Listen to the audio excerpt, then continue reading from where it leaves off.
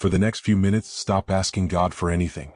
Yes, you heard that correctly. Perhaps the problem is not that God has failed to hear your prayers. Perhaps the real issue is the way you continue thinking and behaving after you pray. You ask God to change your circumstances, but then spend the rest of the day expecting everything to go wrong. You pray for prosperity, yet you continue telling yourself that you will never have enough. You ask for a new opportunity, but live as though no door could ever open for you. And without realizing it, your lips are asking God for one thing while your thoughts are agreeing with the exact opposite. So today, I want to invite you to do something different. Stop praying from a place of anxiety and begin living in alignment with your faith. But listen carefully. This does not mean that you should stop praying, stop speaking to God, or believe that positive thoughts alone can make everything happen. It means that you must stop begging like someone who believes they have been forgotten and begin trusting like someone who knows that God has heard them. There is a great difference between asking with faith and asking while expecting disappointment. When you pray with faith, you may not see the answer immediately, but peace begins to grow within you. When you pray with doubt, you repeat the same request again and again, not because you are persevering in faith, but because you are afraid God did not hear you the first time. That is why Jesus said in Mark chapter 11, verse 24, "Whatever you ask for in prayer, believe that you have received it and it will be yours." Notice the order. First you ask, then you believe. Jesus did not teach us to pray and then spend the rest of the day searching for reasons why our prayer will not be answered. True faith begins after the prayer. It begins when you rise, return to your daily routine, and have to decide which thoughts you will continue to feed. That is where many people lose the battle. They pray in the morning, but before noon they are already saying, "Nothing ever works out for me. My life will never change. God helps everyone except me. Maybe I am asking for something impossible." You need to understand this. Faith does not mean pretending that your problems are not real. Faith is not denying reality. Faith is refusing to let your present circumstances become the final authority over your future. Living in alignment with faith means bringing your thoughts, your words, and your actions into agreement with the prayer you have placed before God. It means being able to say, "I cannot see the answer yet, but I believe God is working. I have not received the breakthrough yet, but I will not continue feeding my fear. I do not know how this situation will change, but I know that my life is still in God's hands." Hebrews chapter 11 teaches us that faith is confidence in what we hope for and assurance about what we do not yet see. This means that faith does not need visible evidence in order to begin. If everything were already resolved, you would not need faith. You would only need to look at the result. Faith becomes necessary when your eyes cannot yet see the way forward, but your heart still chooses to trust God. Perhaps you do not need to make another request today. Perhaps you need to begin living in agreement with the prayer you have already prayed. Pay attention to what happens inside you after you speak to God. Do you ask for change but then imagine every possible way things could go wrong? Do you ask for an opportunity but continue telling yourself that you are not capable? Do you pray for a better life but feel guilty whenever you imagine yourself prospering? Do you ask for peace while continuing to feed conversations, memories, and conflicts that steal your peace every day? You cannot plant a seed and then dig it up every morning to check whether it is growing. A person who plants a seed prepares the soil, places the seed in the ground, waters it, and waits. Even when no roots are visible, they continue caring for the soil because they trust that something is happening beneath the surface. Faith works in a similar way. You present your request to God, place it in His hands, and then guard the inner place where that hope has been planted. That inner environment is shaped by the thoughts you repeat, the words you speak, and the emotions you choose to nurture. Philippians chapter 4 verse 8 teaches us to focus our minds on what is true, honorable, right, pure, admirable, and worthy of praise. This shows us that we do not have to accept every thought that enters our minds as though it were the truth. When the thought comes, "Nothing is ever going to change," answer it by saying, "I may not see the change yet, but God can make a way where I cannot currently see one." When fear whispers, "You are going to fail again," respond, "My past does not determine what God can still do in my life." When anxiety asks, "What if it never happens?" answer, "I do not need to know exactly when or how. I only need to keep trusting God and faithfully doing my part." That is what it means to live by faith. It does not mean smiling every moment. It does not mean pretending that you never feel afraid. It means refusing to allow fear to make every decision for you. It is also important to understand that faith is not passive. The book of James teaches that faith without works is dead. In other words, if you truly believe that God is guiding your life, your actions should begin to reflect that trust. If you are praying for a new opportunity, begin preparing yourself for it. If you desire greater financial stability, take better care of what is already in your hands. If you are asking God for peace, stop feeding arguments that lead nowhere. If you desire a healthy relationship, begin by treating yourself with dignity and respect. If you are asking God to open a door, get ready to walk through it.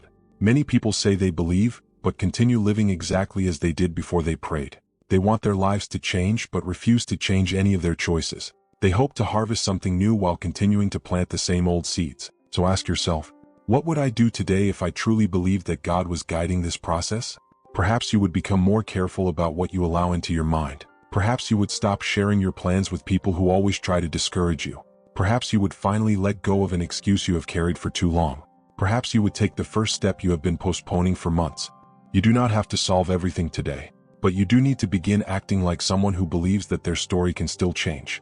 Think about Joseph. Through dreams, God showed Joseph that there was a greater purpose for his life. But the road to that promise was not easy. Joseph was rejected by his own brothers, thrown into a pit, sold into slavery, falsely accused, and eventually placed in prison. If he had allowed his present circumstances to define his future, he would have concluded that God had forgotten him. After all, how could someone carrying a promise from God end up behind prison walls? But the pit did not cancel the dream. Slavery did not cancel the dream. The false accusation did not cancel the dream. The prison did not cancel the dream. Each difficult season was preparing Joseph for a position he was not yet ready to carry. Perhaps you are calling something a delay when God is using it as preparation. Perhaps you are interpreting silence as abandonment. Perhaps you are looking at a closed door and assuming that your journey has ended.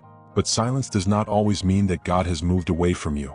Waiting does not always mean that your prayer has been denied.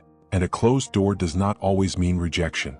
Sometimes God is preparing you for the very thing you asked Him to give you. At other times, He is protecting you from something that looked good but would not have been good for your life. So when your circumstances seem still, practice these 3 things. First, guard your words. You do not have to pretend that everything is perfect. But you also do not have to turn your current difficulty into a permanent sentence over your life. Instead of saying, "My life will never change," say, "I am walking through a difficult season, but I will not remain here forever." Instead of saying, "Nothing ever works for me," say, "I am still learning, growing, and preparing for what is ahead." Your words should not deny reality. They should prevent your present reality from destroying your hope. Second, protect your mind. Not everyone will understand what God has placed in your heart. Some people will use their own disappointments to weaken your confidence. Others will tell you that your dream is too big simply because they stopped believing in their own dreams. Throughout the Gospels, Jesus often stepped away from the noise so He could pray. You also need to learn when to step away from environments, conversations, and content that continually produce comparison, discouragement, and fear within you. That is not arrogance. It is spiritual and emotional protection. Third, give thanks before you see the answer. Gratitude is not only for the moment after the breakthrough arrives. It can also be an expression of trust while you are still walking through the process. Before Jesus multiplied the loaves and the fish, He gave thanks. He was standing before something that looked insufficient, but He did not allow what appeared to be lacking to determine what God could do. You can thank God for the strength He is giving you, for the wisdom you are developing, for the wrong doors He has already kept you from entering, for the sincere people who have remained beside you, and for the opportunity to prepare yourself while you wait. Gratitude changes the direction of your attention. It does not erase the problem, but it keeps the problem from becoming the only thing you are able to see. Living by faith does not mean that you will never feel sad, uncertain, or tired. It means that you refuse to make those feelings your permanent home. You can feel afraid and still move forward. You can face doubt without allowing it to choose your next step. You can have a difficult day without abandoning what you have already placed in God's hands. Your faithfulness during the silence often reveals more about your faith than your celebration after the answer arrives. It is easy to give thanks when the door opens. It is easy to believe when the miracle has already happened. But true transformation takes place when you still cannot see the outcome and yet decide not to return to your old way of thinking. From this day forward, change the way you respond to the things you are praying for. Pray. Place your request in God's hands. Then begin living in agreement with what you say you believe. Do not wake up every morning searching for signs that everything will go wrong. Do not continue feeding thoughts that contradict the prayer you made. Do not allow the delay to destroy the trust you have worked so hard to build. Perhaps the change you are waiting for must begin inside you first. It may need to begin in the way you think, in the way you speak, in the courage you choose to carry, even when there are no visible guarantees. Stop praying like someone who has been abandoned. Begin trusting like someone who knows that God has heard them. Stop focusing only on what is still missing. Begin recognizing everything God is already changing within you. Perhaps you have not yet arrived where you want to be, but you are no longer the same person who began this journey. You are learning how to guard your thoughts. You are learning not to surrender your peace to your circumstances. You are learning to trust God even when you do not understand what He is doing. And that transformation is also part of the answer. Whenever doubt returns, remember this.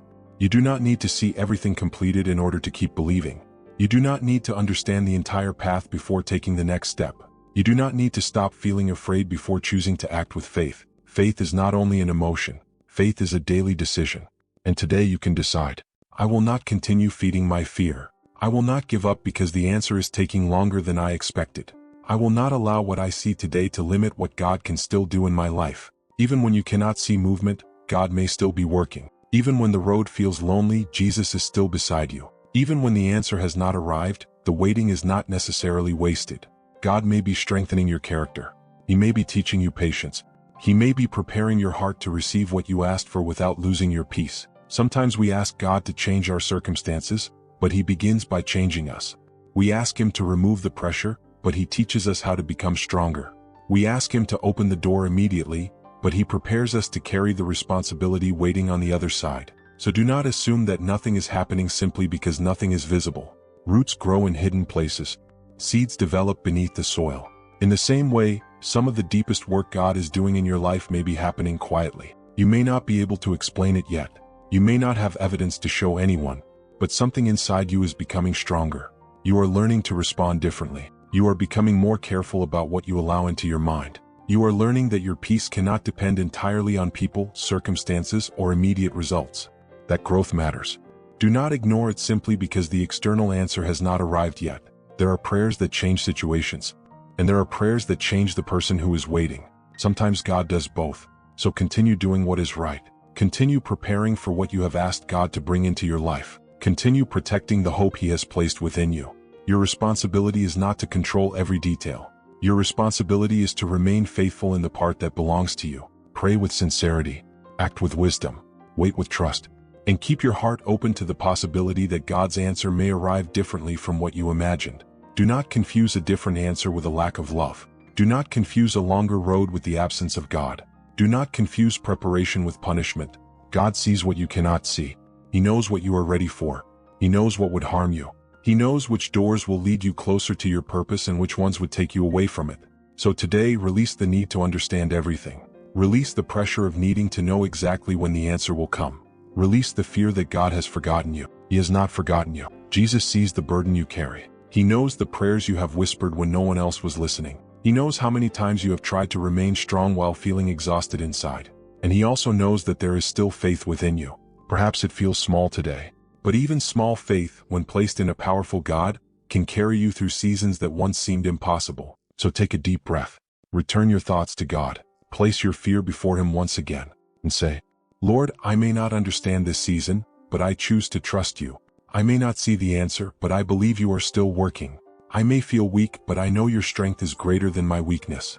I will keep walking with You even when I cannot see the entire road. Let this become the posture of your heart. Not denial but trust. Not desperation but surrender. Not fear but faith. You have already prayed. Now guard the faith with which you prayed. Protect your mind. Watch your words. Take the steps that are available to you. Give thanks for what God is doing, including the things you cannot yet understand. Your life is not outside God's control. Your story is not finished. Your present circumstances are not the final chapter. Keep trusting, keep growing, keep preparing, and keep walking with Jesus. If this message has spoken to your heart, subscribe to the channel and like this video. By doing so, you help this message reach other people who are also trying to remain strong while they wait. And even if no one else knows what you are facing, write in the comments, I choose to trust. Do not write it as an ordinary comment. Write it as a declaration of faith. And if you feel comfortable, share the area of your life in which you are choosing to trust God more deeply. Your words may become the exact encouragement someone else needed to find today.